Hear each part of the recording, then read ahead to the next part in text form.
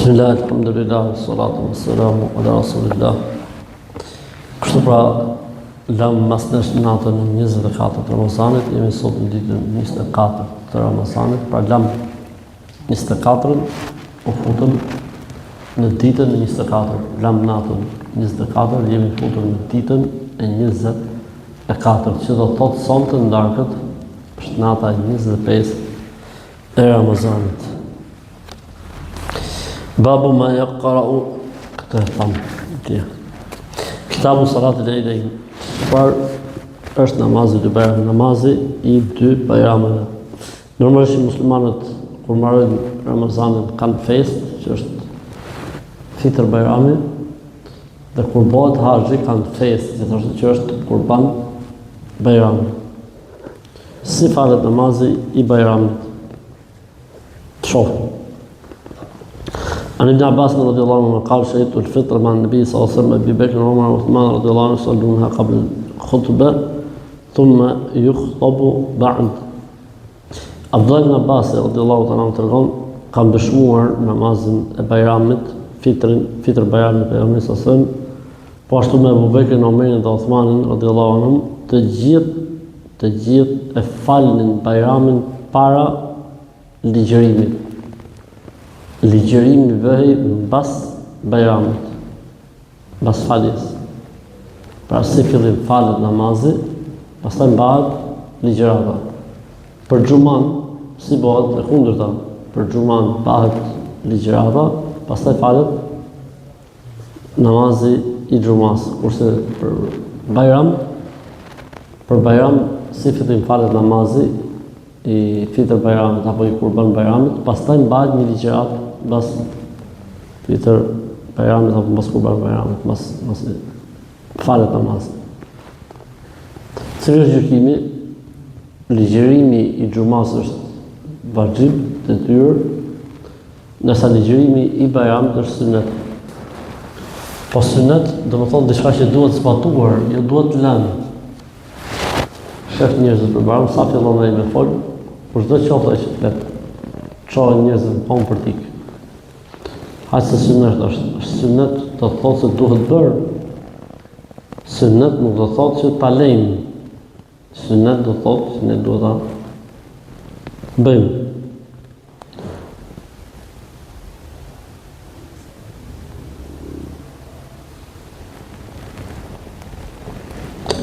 Hadithi tjetër, hadithi Bilalit radhiyallahu anhu thotë, doli një ditë pejgamberi sallallahu alaihi wasallam dhe unë po e shihja se kush binte pranë pejgamberit sallallahu alaihi wasallam. Derisa erdhën gratë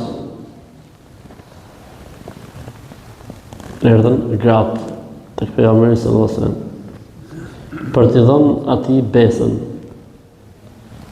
Ja e nëjë dhe gjakë mu'minatu i baja në ka la tushriku billahi të fund ajeteve. Tha pejgamberi sallallahu alaihi wasallam, aty rrimi, s'ka nevojë me marrë me dhënë dorën, siç e bëshin burrat. Burrat kur i kishin besën pejgamberit sallallahu alaihi wasallam, zgjasën pejgamberit sallallahu alaihi wasallam dorën dhe zgjasën ai tjetri dorën. Dhe bëte pejgamberi sallallahu alaihi wasallam dorën mbi dorën e tij. Kur erdhën gratë, pejgamberi sallallahu alaihi wasallam rrimi aty tha. S'ka nevojë me prek duart.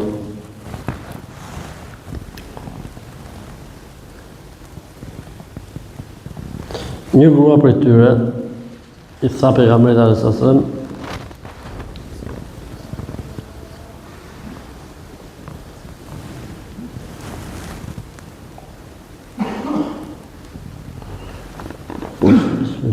فقالت امرأة واحدة منهن,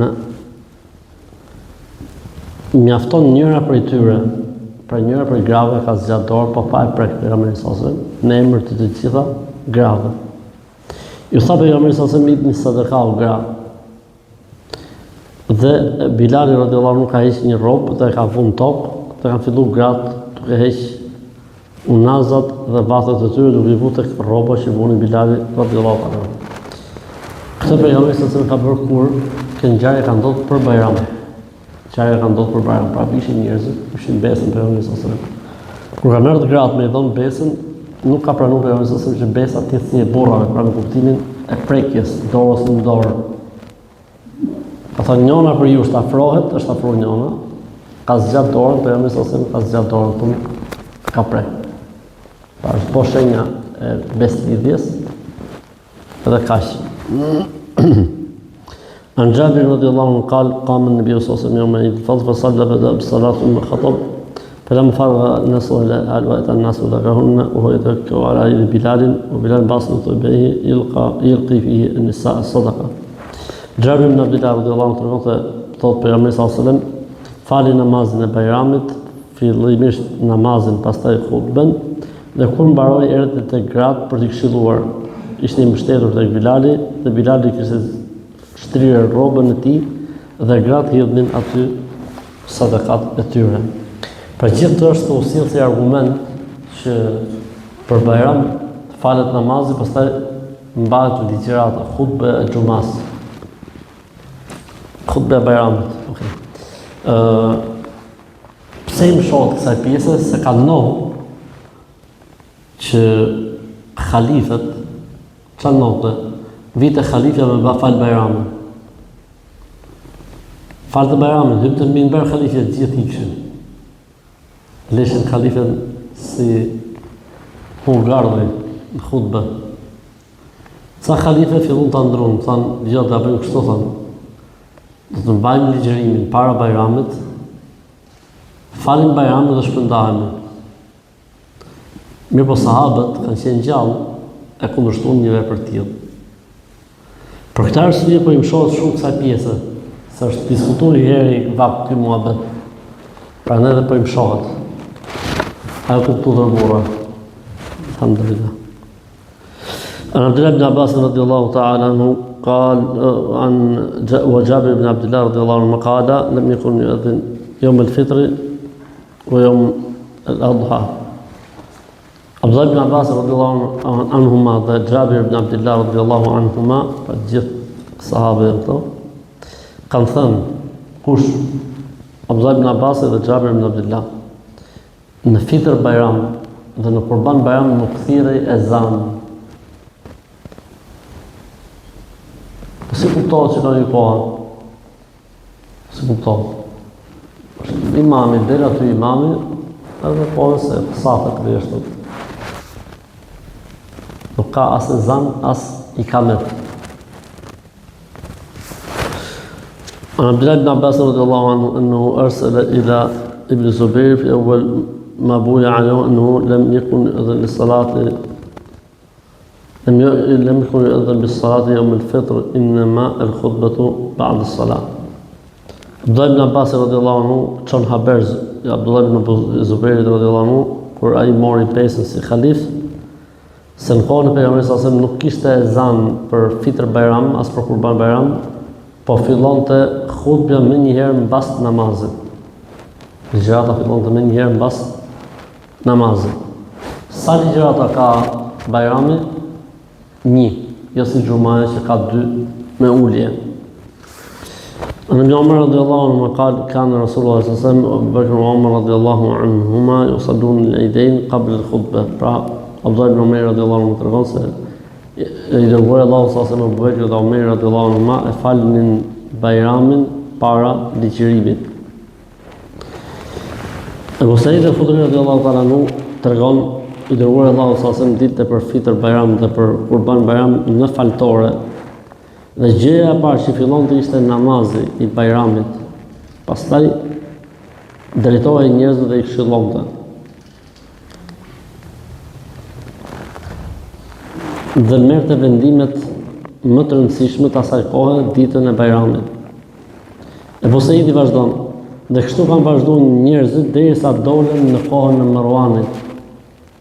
Marwan ibn al-Hakam. Dhe ai ishte udhëheqësi i Medinës në kohën e Fitr Bajramit dhe Kurban Bajramit. Kur erdhën për të falë, thotë, kush po tregon tani? Abu Said al-Khudri. Abu Said al-Khudri është ai që tha dëshmoj që pejgamberi sallallahu alajhi wasallam dhe Abu Bekri dhe Omeri kanë bërë namazin, pastaj hutben. Tregon Abu Saidi një të thotë derisa erdhi koha e Marwan ibn al-Hakimit, thotë ai ishte udhëheqësi i Medinës. Kur erdhi koha e faljes së Bajramit, ai solli një minber Dhe deshi që të hypin minber me majt ligjërimin, para se në falë namaz në Bajram.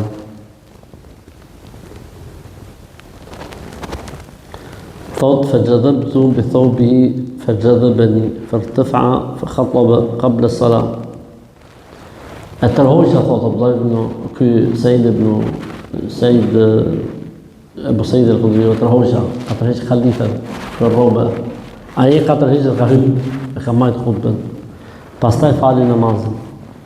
I thash, pasha Allahun, keni ndryshu fen që Zoti i dha Muhamedit a.s. Tha ai, pra Marwani, o Ebu Sejid, ndodhi ajo që ndodhi, si që di. I thash, nuk e di, pasha Zotit, po di atë që po them dhe kjo është më e sakta. A i tha, po a nuk e di se njerëzit nuk ulen pas namazit, po ikin?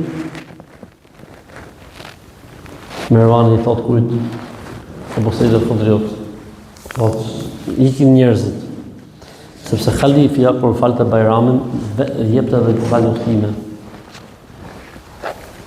Pra shfrytëzon të khutbën e Bajramit për të bërë disa luftime të gjëra. Dhe njerëzit dukte gjatë ky muhabet dhe e leshin khalifen vetëm me ato hashje, me ato rrethet. E rëndësishme, sahabët e ka kundërshtuar dhe kjo gjë nuk ndodhi më. Kjo gjë nuk ndodhi më. Po mirë, ne tani për shembull kur vjen Bajrami, njerëzit çfarë bëjnë? Para Bajramit mbajnë ligjërata.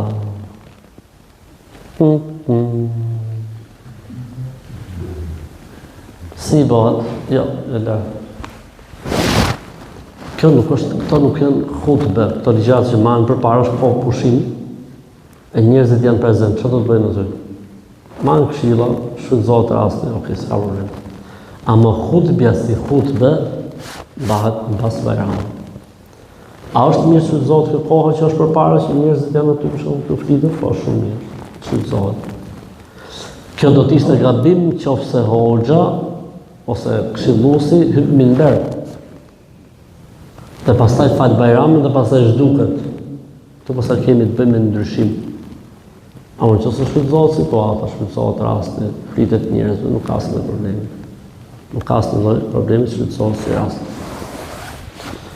Allahu dhe mësë selamu alaikum wa rahmatullahi wa barakatuh. Pra llogaritemi sot se ditë çiftje që përgatit natën teke, pra sot adhurimi sotëm është i lidhur me adhurimin e darkës, sot është natë teke. Selamu alaikum.